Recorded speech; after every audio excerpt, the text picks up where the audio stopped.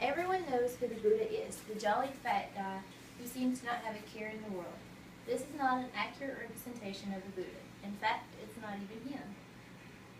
Buddha started out as Siddhartha, and the name Buddha means enlightened one or the awakened. He was born near India between the 6th and 4th century BC. He was born to a king and lived his life sheltered.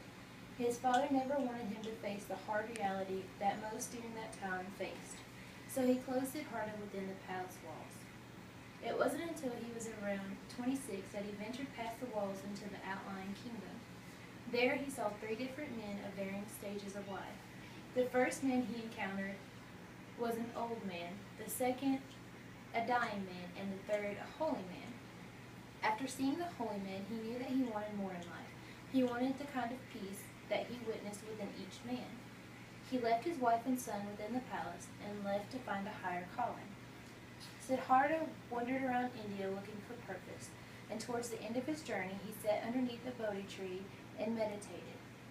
It is said that he meditated for months. Once he was finished, he had figured out the way to achieve nirvana, the goal all Buddhists seek to achieve in life, as it allows them to not be reincarnated and finds peace within themselves. The major teachings of the Buddha were the Eightfold Path. It is divided up into 3 paths: wisdom, ethical conduct, and mental discipline. Each path is constructed of each of the teachings. Wisdom is right view and right intentions. Right view is basically being able to perceive the world around us and ourselves.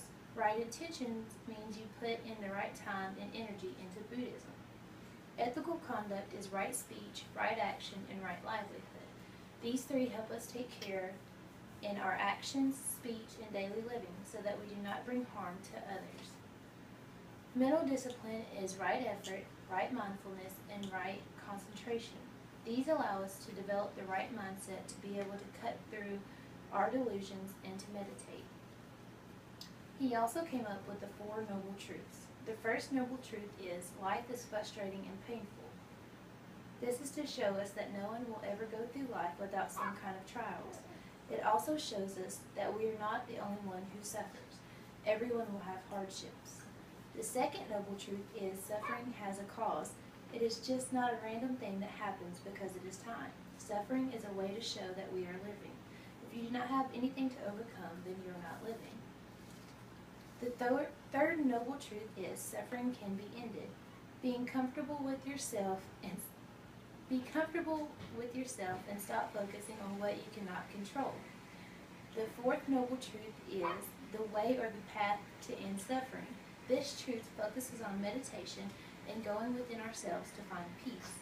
This helps you to help center you and find peace from within instead of trying to find it in the outside world. The 4 noble truths are the pillars of Buddhism. They are what Siddhartha proclaimed would allow anyone to reach nirvana. Barbara O'Brien from What Do You Know About Buddhism discusses the 2 main schools of Buddhism. They are Theravada and Mahayana. These 2 schools differ in that they interpret the Anatman doctrine differently. The doctrine basically states that there is no self. Theravada takes this to mean that someone's sense of self or ego is a delusion, and the Mayan look at it as nothing happens on its own. Each action is in connection with another's reaction. Both of these schools looks at this teaching within the doctrine as a guiding light and adhere to it strictly.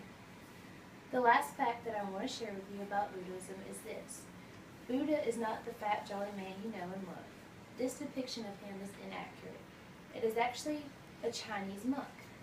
The Buddha is correctly shown when he is the skinny Buddha, sitting in a lotus form meditating. The fat Buddha came about as more of a Western ideal than that of Asian followers. This is the correct form of the Buddha. The end.